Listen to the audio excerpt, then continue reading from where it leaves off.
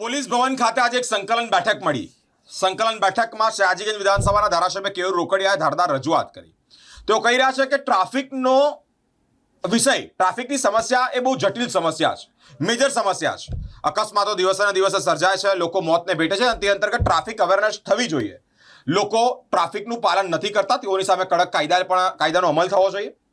Parking, no parking હોય તે જગ્યા પર પાર્ક કરી દેશે, સિગ્નલ પણ ક્રોસ કરી દેશે, એટલે કે જે ટાઈમે ઊભું રહેવાનું હોય તે ટાઈમે ઊભા નથી રહેતા। ટ્રાફિકની સમસ્યા દિવસેને દિવસે વડોદરા શહેરમાં વધી રહી છે, તે અંતર્ગત ચિંતા પણ વ્યક્ત કરી છે। આ સંકલન બેઠક પોલીસ ભવન ખાતે મળી, જેની અંદર ધારાસભ્ય કેયુર રોકડિયાએ ધારદાર રજૂઆત કરી કે ટ્રાફિકના નિયમોનું લોકો પાલન કરે, તે અંતર્ગત કડક કાર્યવાહી કરવી જોઈએ।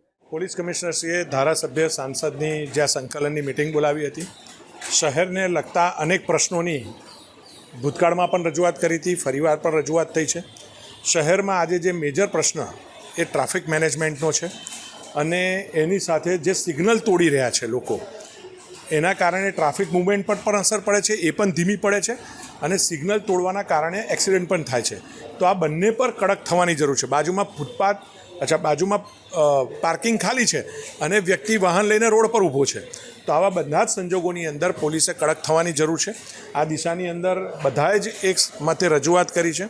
એના સિવાય તહેવારો પણ આવી રહ્યા છે, પોલીસ યોગ્ય રીતે ઉજવણી લોકોની ખુશીભેર, ઉત્સાહભેર થાય એ દિશાની અંદર કાર્યવાહી કરે, એવી પણ રજૂઆત તમામ ધારાસભ્યો દ્વારા કરવામાં આવી છે। અને જે પણ કંઈ દબાણ હોય અથવા તો બીજી કોઈ પણ પોલીસની કાર્યવાહી હોય, ક્યાંક રિક્ષાને મેનેજ કરવાની અથવા અમારા સયાજીગંજ એરિયાની અંદર રેલવે સ્ટેશન પાસે રિક્ષા મેનેજમેન્ટ હોય કે એ તમામ વસ્તુઓ પોલીસ દ્વારા કરવામાં પણ આવી રહી છે। એમાં વધુ સઘન પ્રયત્નો થાય અને નશામુક્ત, વ્યસનમુક્ત વડોદરા પણ ખૂબ કડકાઈથી પોલીસ આગળ વધારે, એવી તમામ રજૂઆતો અમારા દ્વારા કરવામાં આવી છે। પોલીસે પણ જણાવ્યું છે કે આને ક્યાં ક્રાઇમ રેટમાં ગયા વર્ષ કરતાં પણ 12 થી 15%, 20% ઘટાડો થયો છે। એ આપણા સૌ માટે આનંદની વાત છે અને એ જ દિશાની અંદર પોલીસ કાર્યવાહી આગળ કરતી રહે, એવી અમે સૂચનો કર્યા છે।